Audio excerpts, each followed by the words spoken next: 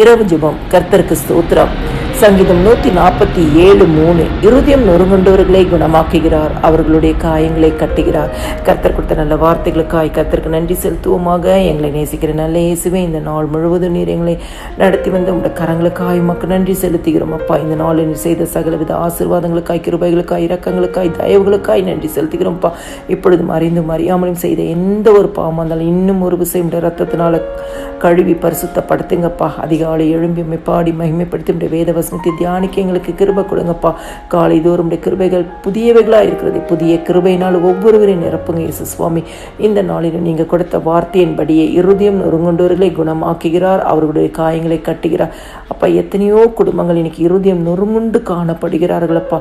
வேதனையோட, கண்ணீரோட, பாரத்தோட, வியாதியோட, கடனோட, ஆண்டவரே சத்துருவின் போராட்டத்தினால, நிந்தையினாலும், அவமானத்தினாலும், ஆண்டவரே மன சஞ்சலத்தினாலும், மன திகைப்பினாலும், மன பாதிப்பினாலும் கர்த்தாவே ஸ்தோத்திரம் ஆண்டவரே இருக்கிறாங்களே ஏசப்பா. இன்னைக்கு ஆண்டவரே உங்களுடைய வசனத்தை கேட்கிறவங்களுடைய இருதயம் நொறுங்குண்ட இருதயங்களை நீங்க குணமாக்குங்க இயேசு சுவாமி.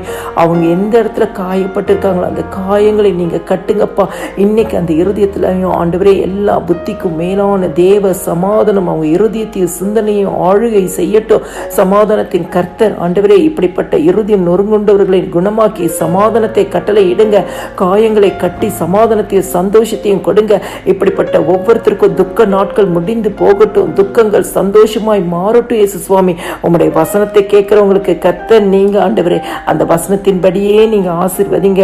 நீங்க சொன்னீங்களே வசனத்தை அவர் தமது வார்த்தையை பூமியிலே அனுப்புகிறார், அவருடைய சொல் மகா தீவிரமாய் செல்கிறது என்று சொல்லி ஆண்டவரே மகா தீவிரமாய் இன்னைக்கு நொறுங்குண்ட இருதயங்களை நீங்க குணமாக்குங்க.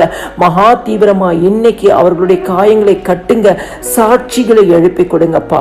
ஆண்டவரே வசனத்தை கேட்கிறவர்களுக்கு கர்த்தர் அற்புதம் செய்துட்டீங்கன்னு சொல்லி சாட்சிகளை கேட்க உதவி செய்யுங்கப்பா. எல்லா துதியும் கனமும் மகிமையும் சோத்திரமும் என் ஆண்டவராக இயேசு கிறிஸ்து ஒருவருக்கே செலுத்துகிறேன். ஆமேன்.